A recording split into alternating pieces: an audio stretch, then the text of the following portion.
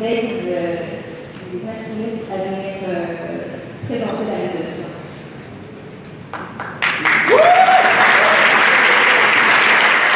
Bonjour. Je commence par me présenter. Mon nom est David Chartrand. Je suis coordonnateur québécois pour l'Association internationale des machinistes, travailleurs et travailleuses de l'aérospatiale.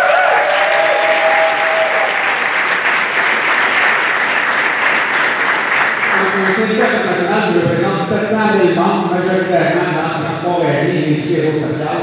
Je suis également vice-président de la Fédération des travailleurs et travailleuses du Québec qui représente 600 000 membres au Québec. Et puis, je suis également sur le conseil d'administration d'Aéro Montréal, qui représente la grade aérospatiale dans la grande région de Montréal métropolitaine.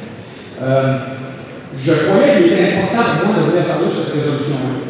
Je vais commencer par dire un gros merci au conseil exécutif de nous avoir permis de venir ici et de nous prononcer sur ça. Je remercie tous les délégués présents, les membres des exécutifs. Et puis, plus particulièrement, je veux dire au nom de l'organisation du syndicat des machinistes, un gros merci à tous les députés élus qui sont à Ottawa, qui travaillent très fort et qui représentent très bien nos valeurs. Merci beaucoup.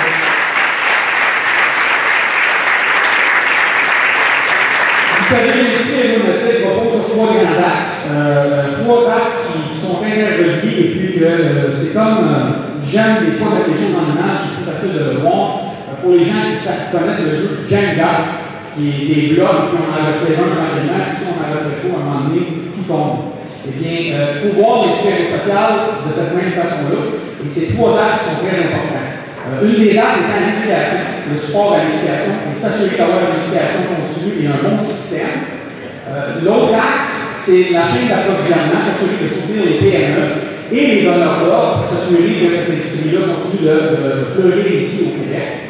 Et puis la dernière étant, bien évidemment, le support du gouvernement, de la municipalité provinciale, fédérale. C'est important de cette industrie-là de continuer d'avoir ce support-là et de pouvoir compter dessus. Juste des petites statistiques assez rapides. Seulement au Québec, il y a 203 entreprises et ça représente 44 000 emplois dans la région montréalaise immédiate, dans le Québec, à la grandeur. Un emploi sur 92 dans la région montréalaise dépend de l'industrie aérospatiale. Et puis un emploi sur 389 au Canada dépend de l'industrie aérospatiale. Je le sais, des fois, il y a des gens qui disent pourquoi on continuerait à supporter une telle industrie, qu'est-ce que ça rapporte? Contrairement à d'autres industries, l'industrie aérospatiale est une industrie très importante pour l'économie du Canada et du Québec. Cette industrie-là, pour chaque dollar qui est investi, on est capable de démontrer que 5 dollars qui reviennent dans l'économie.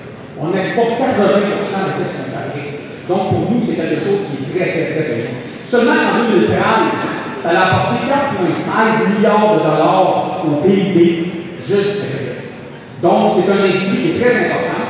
C'est des emplois qui payent 60% de plus que l'industrie manufacturière au complet.